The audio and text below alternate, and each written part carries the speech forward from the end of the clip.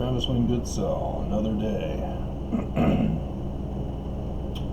Now, I was going to check first before the waning moon is getting nearer to Venus, and so as Mars is still in the morning, or the early morning sky, as Venus is rising, Venus is not Mars, and therefore it's the bridegroom or church of Mars. And yes, Mars is Nelson, Russell M. Nelson, and as the person who Mormon who was being shocked by many of the things I was talking about, he says, I have never heard this taught. Exactly. That's the whole point, Mormons. You have not heard any of what I'm talking about taught, and it's Mormonism that I'm teaching you. That's the saddest part of this whole thing, is that Mormons do not know Mormonism because it's not being taught. So, yeah, the moon with Venus is going to be an impact on the church, and I think it's either tomorrow or Tuesday. Tuesday would be interesting. There's something on Tuesday happening. Can't remember right now what's happening on Tuesday, the 15th. But oh yeah, that's right. Hurricanes. Alabama's going to get hit by a hurricane this time. And so the lawsuit that I filed against the church is stuff that the church has not been teaching Mormons. But as we all found out together, my filing of Informa Pauperis had been approved, and it was assigned to Judge Jared C. Bennett. But it's interesting because it was also assigned to notice has been electronically mailed to DBB, and notice has been delivered by other means to DBB, and DBB is David Barlow. The problem with that is that David Barlow has recused himself. That's this filing with the official order recusing himself. And so it was reassigned to Judge Bruce S. Jenkins. The thing is that David Barlow's just barely got to me with the Informa Pauperis filing. And so the rest of the case still has not been decided and processed because Judge Barlow recused himself. Now, we haven't had either Judge Jared Bennett or Judge Bruce Jenkins recusing themselves yet. We will find out Monday or Tuesday in the mail. Maybe even Wednesday if they wait until Monday to recuse themselves. And then we'll just keep going down the list of judges, and if they're all Mormon, all must accuse, because that's what Judge Waddups is thrown into the mix on this one as a terrorist count, because he didn't recuse himself as he needed to. Now let me remind you that we also found out together that Judge Waddups' reason for dismissing my case, putting my life in jeopardy, was because of ad hominem. He says it, ad hominem. And he then makes a claim, well, he does point out a new complaint. So yeah, here it is. It's the new complaint. And you're included because you wrongfully claimed that I was using ad hominem. And what was the ad hominem? Apparently, he was taking all my notifications, which included the information about the church having the inverted pentagram as their sign and symbol. And he calls that an ad hominem. That's not an ad hominem. He lied to you. You've probably seen court shows where either the defense or the prosecution, regardless of who's on the other side, they'll claim that, Your Honor, this is a prostitute. Her testimony is not valid. That's an ad hominem if they are correct that her testimony is not valid. How is a prostitute's testimony not valid? Well, when her being a prostitute decides one way or the other with her witness statement, because she's compromised. And so, yes, if she's been paid to be silent,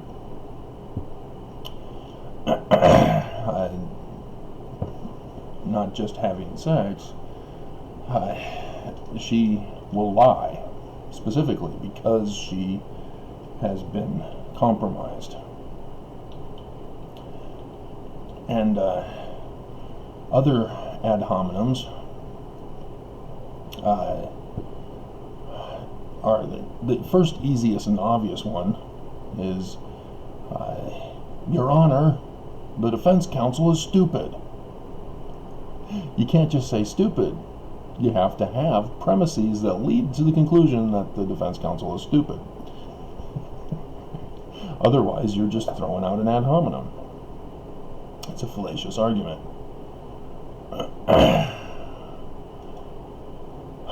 So, going over it, it's a rhetorical strategy where a speaker attacks the character, the motive, or some other attribute of the person, which then is irrelevant to whether or not the person did or did not commit the action.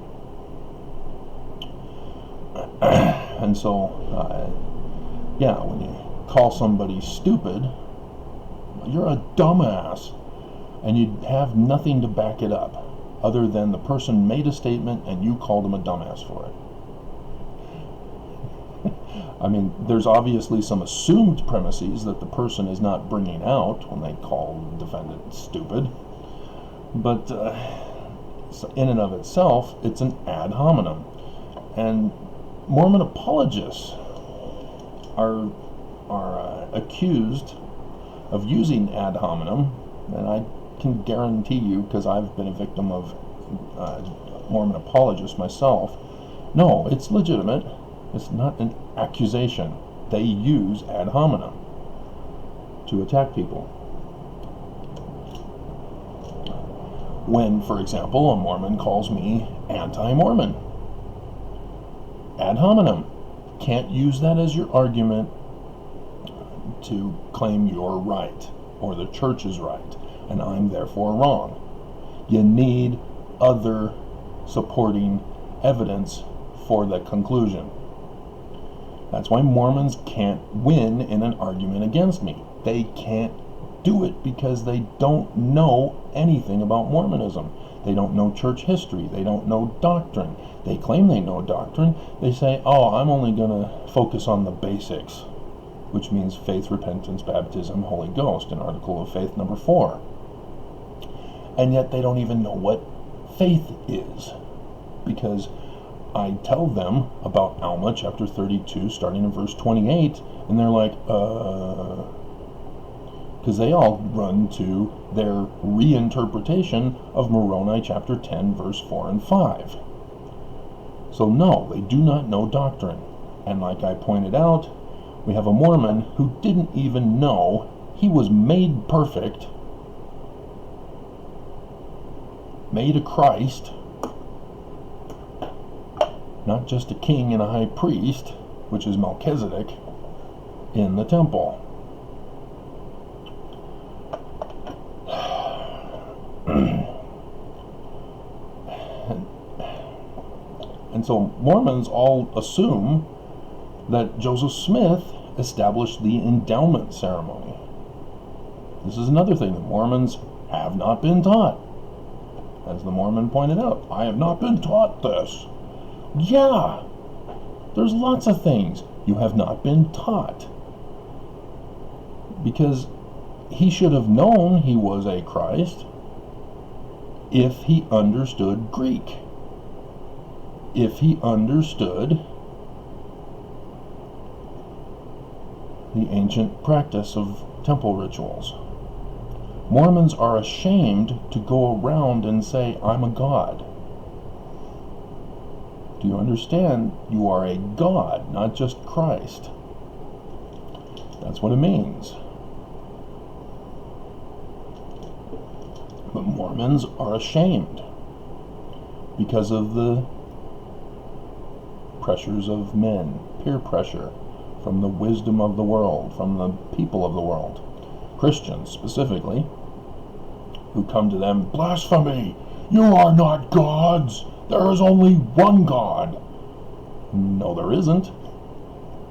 But unless you're claiming that you believe that Constantine is your God, to whom you believe that there is only one God, who is Jesus Christ, not Constantine, whom Constantine himself created the God in the first place. There was no such creation of Constantine's God before Constantine. There was no Trinity. Constantine created Homoousios. That's his word. It was not a Greek word. It's related to other Greek words, but it did not exist in the Greek vocabulary until Constantine himself came up with it. And that's the Christian God. And Christians refuse to accept that fact. And as a result, make errors in attacking other people for their religion, such as the pagans, as they've now abusively nicknamed them.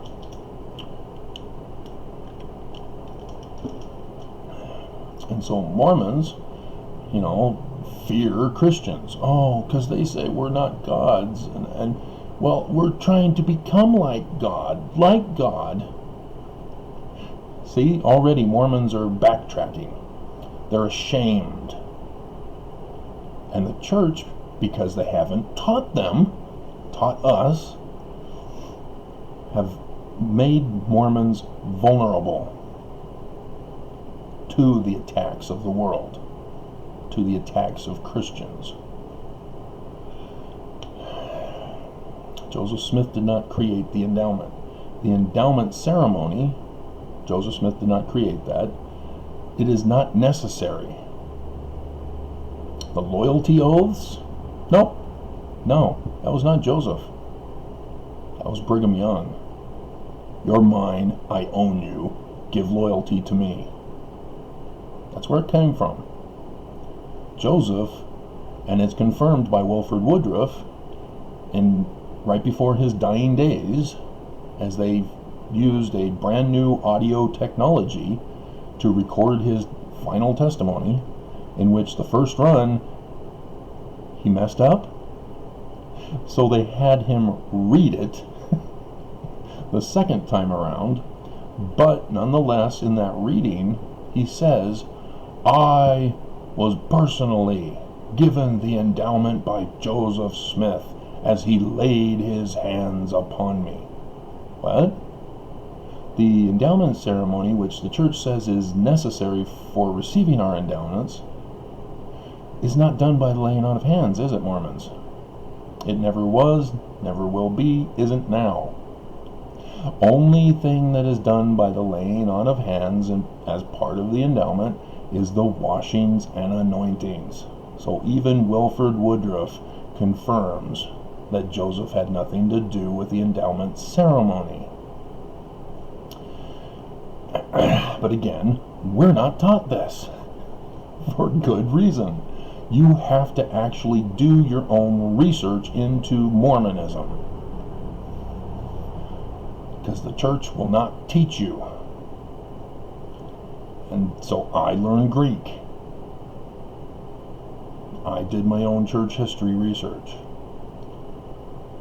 I learned Paleo-Hebrew for other stuff regarding Joseph Smith and translating of biblical Hebrew, because he, in the Kingfolic Discourse, says the biblical Hebrew is wrong. Well, how is it wrong? Oh, Paleo-Hebrew, not Semitic Hebrew. So, all these things have to be researched and studied because the church won't teach us. Bruce R. McConkie is wrong on a number of things. That's why the church took away his Mormon doctrine. And yet Mormons are like, I don't understand why. I mean, black fence sitters? Why not? Because, dear God, it's racist. That's why.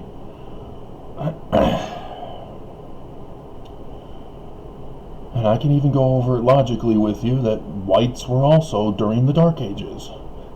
They also didn't have the priesthood. They too must have been fence sitters.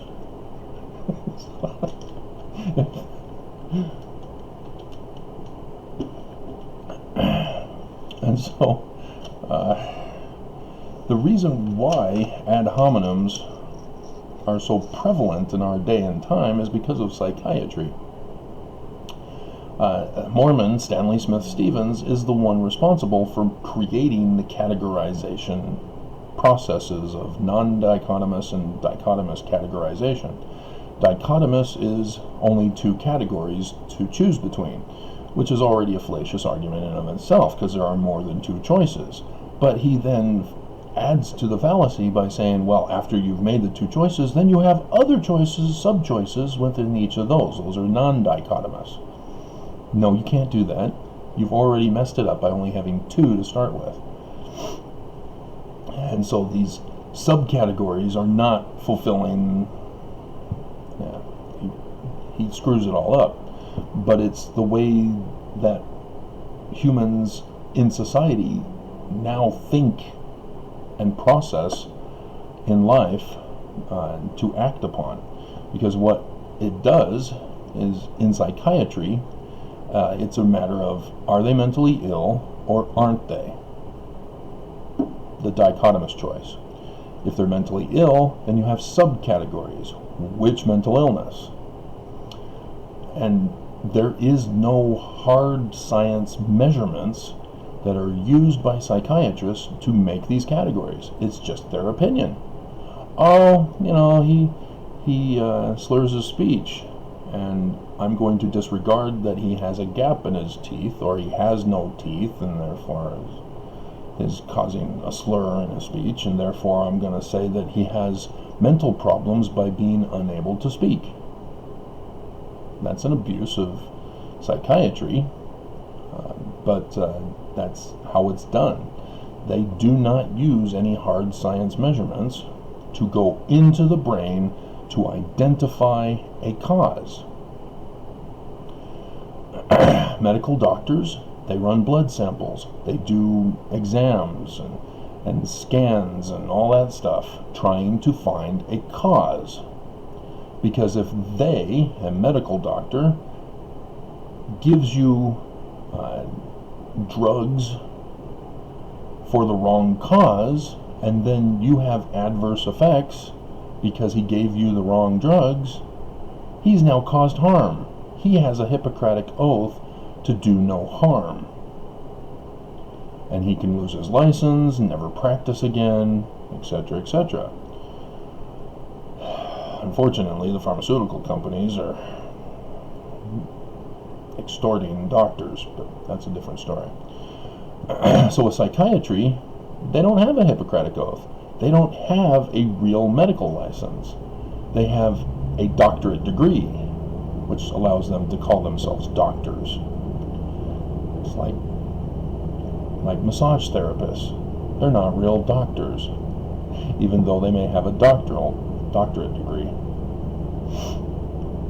And so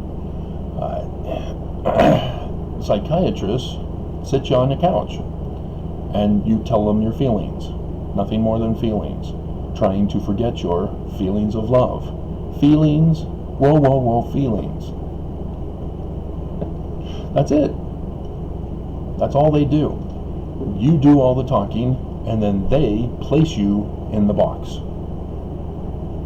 Okay, I need money, therefore I have to place you in one of these boxes so that you'll keep coming on a regular basis, never be cured because they don't even look for a cure. They don't look for the cause. And so the drugs they give to people are for behavioral control. Oh, here, take a Xanax. Oh, here, let's calm you down with a sedative. It's all behavioral control because your behavior is unacceptable. And we have categorized you as a mental illness person. Now you'll notice in our legal system, when somebody white in the news gets in trouble with the law, oh, they're evaluated for competency. They could be mentally ill. They could be having a mental episode. When a black person is involved with the law, oh, well, they're black. Oh, well, I'm now scared for my life as a police officer with the only gun. I need to shoot him in the back 7 times. I need to put my knee on his neck as he's handcuffed. See the difference? We have categorized them. Police have categorized people. If they're white, oh, it's mental illness that caused them to commit a crime. Oh, they're black? Well, they're terrorists. We're justified in using the full force of our weaponry. That's from the categorization that Stanley Smith Stevens developed into a system that psychiatrists use. And so we in our lives follow this same pattern. We categorize people. It's called discrimination categories. Sex, race, religion, disability, those main ones. But if you're going to allow for categorization in the first place, then you have to be open to the addition of new categories as bullies create them. See, there was no concept of black and white until somebody said, I'm going to discriminate against you because of your difference in skin color. And thus began discrimination. It was a bully who was being abusive who started it. So gays, lesbians, transgender, LGBTQ. Who started it? The bullies. The ones who were thinking that they needed to be God's judge against them for their wickedness. They were the ones who caused the discrimination category. Now LGBTQ went with it. Instead of standing up, I am a human being, leave me alone. Instead they said, yes, I'm LGBTQ and proud. And you will call us LGBTQ and nothing else. Oops. No, you're human.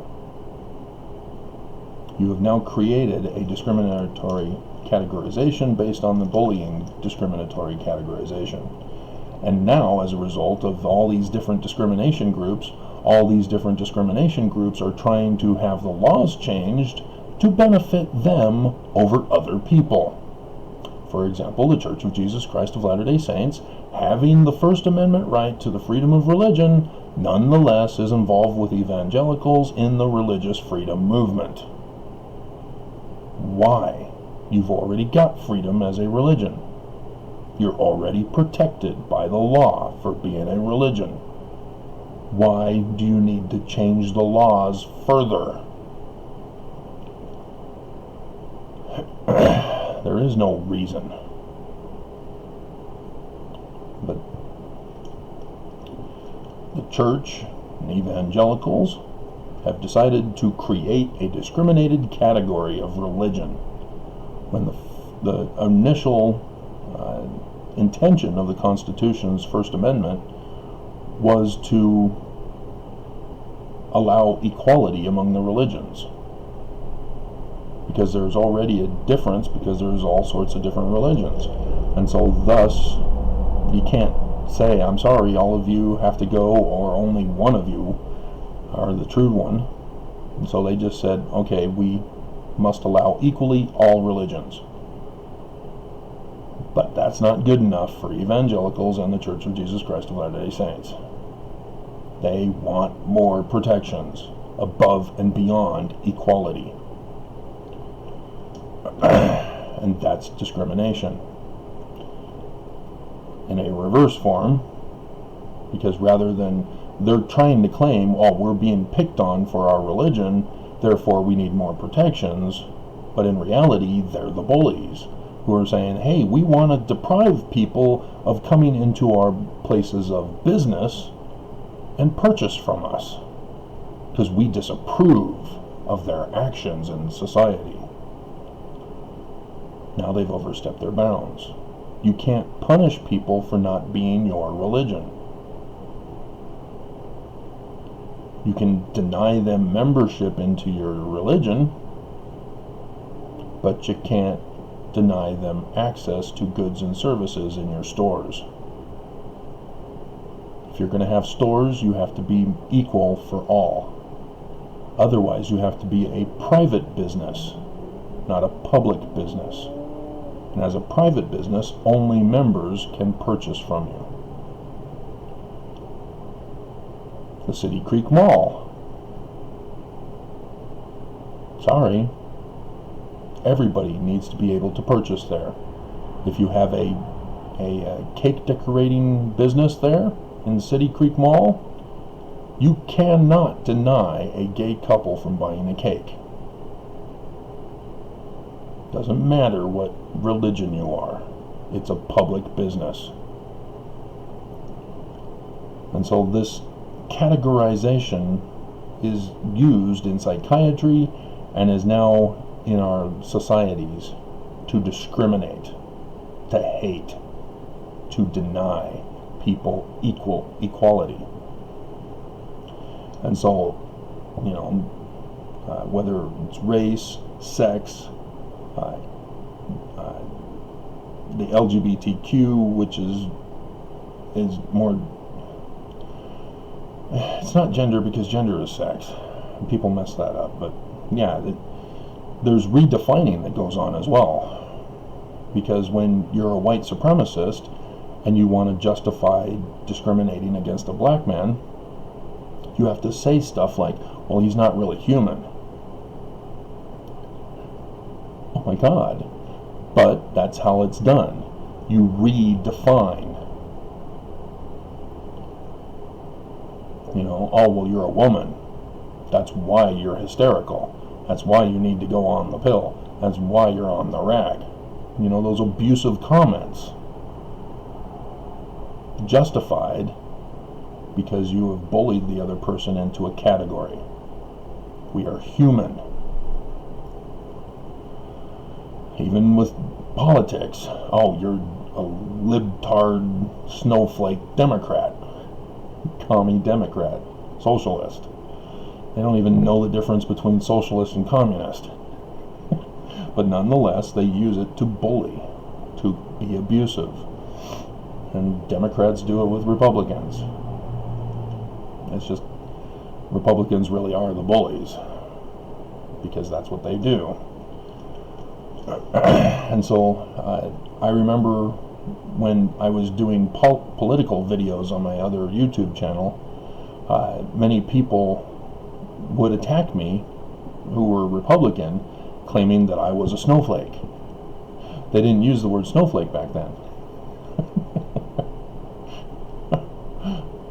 Libtard was one I remember. And yet they didn't understand I'm a constitutionalist. I'm not the Constitution Party, a constitutionalist. One who believes in the Constitution that says our government is supposed to be a constitutional republic. No party government, which is communism. No representative republic, which is fascism.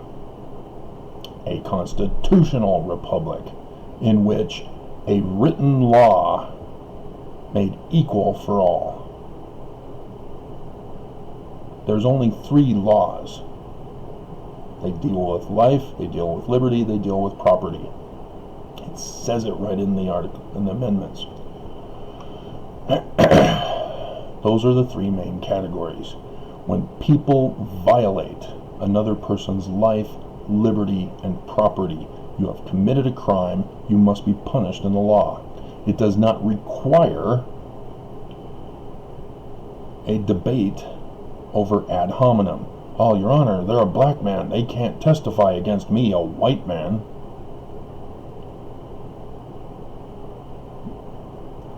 See how it's carried over into the courts? Oh, Your Honor, the jurist is a black man. They can't make an unbiased judgment against me, a white man.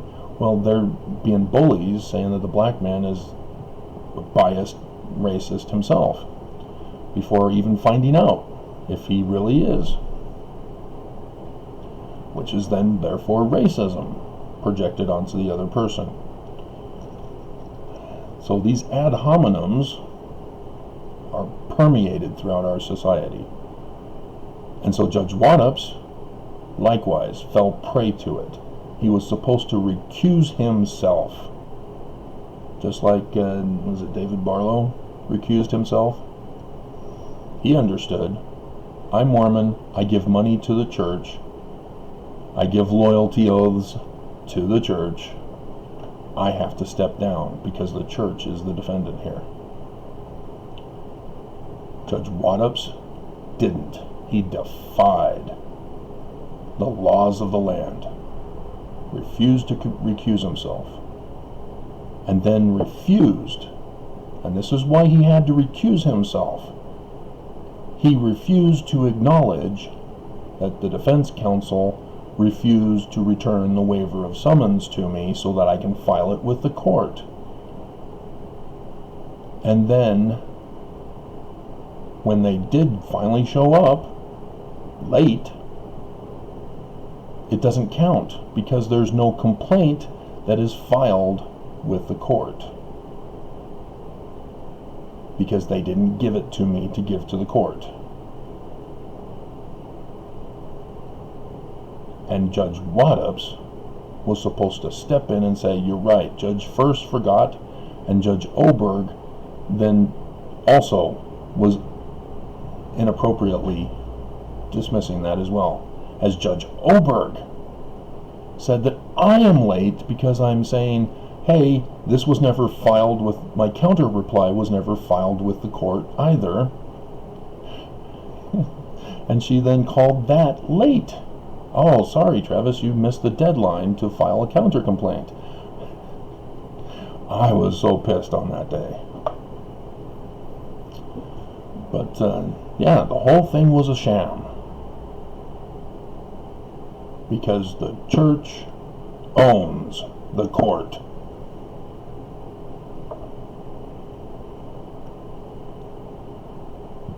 And the judges needed to recuse themselves. And they didn't. And as a result, they made errors that violated the law and freed the church from responsibility for what they had done to me, and thus placed my life in jeopardy, if you remember the eviction. Which, because they pulled that stunt, I then found out that they weren't even licensed. And so I'm still here. But, yeah, that hasn't stopped them from being abusive to me as the laundry mess.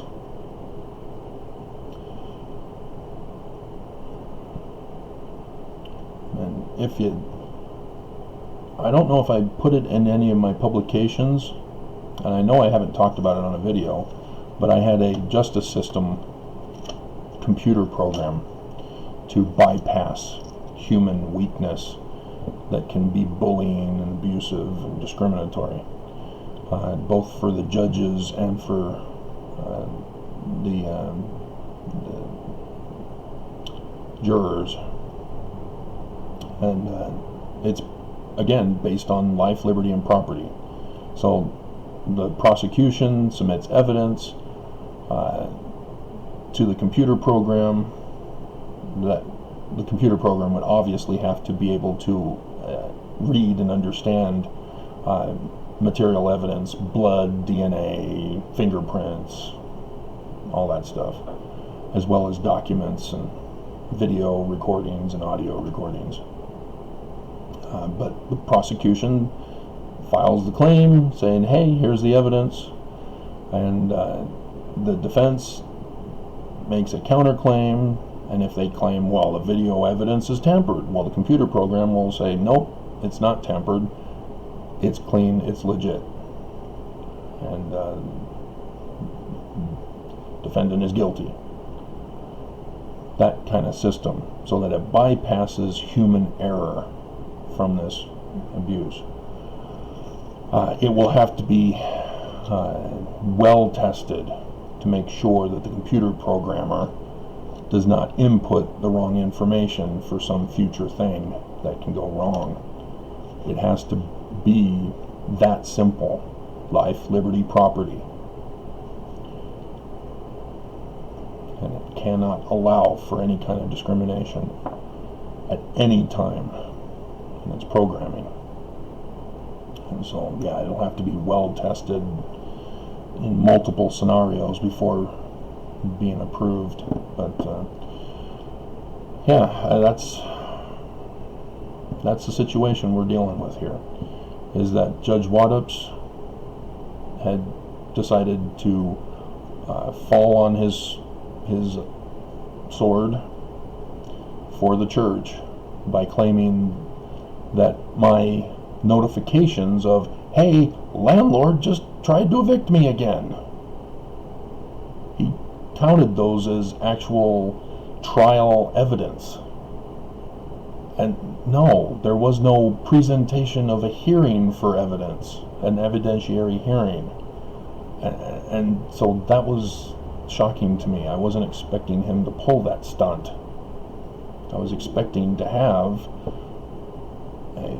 a motion to proceed to an evidentiary hearing where I would present evidence.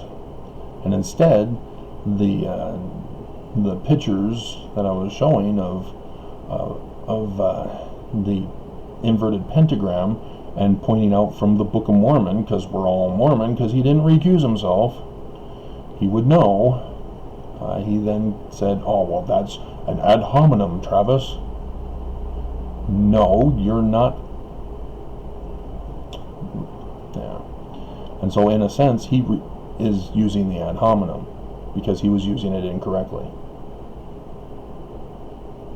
He dismissed my case with prejudice because he himself used the ad hominem. And thus, my new case uses that against him. He was supposed to recuse himself. I won because they never returned the waiver of summons to have it filed. They never responded to a complaint filed with the courts. You know, they did file a motion to dismiss, but it was not based upon a recognition of being served. And the whole thing means they lost. All of it was unnecessary. Their motion to dismiss, you know, frivolous. They needed to return the waiver of summons so it can be filed. They can't just show up and say, hey, we're here, we understand that there's a lawsuit against us, motion to dismiss. Can't do that. So Alrighty, another day. I'll find the star thing when Moon is with Venus and put that up here for you.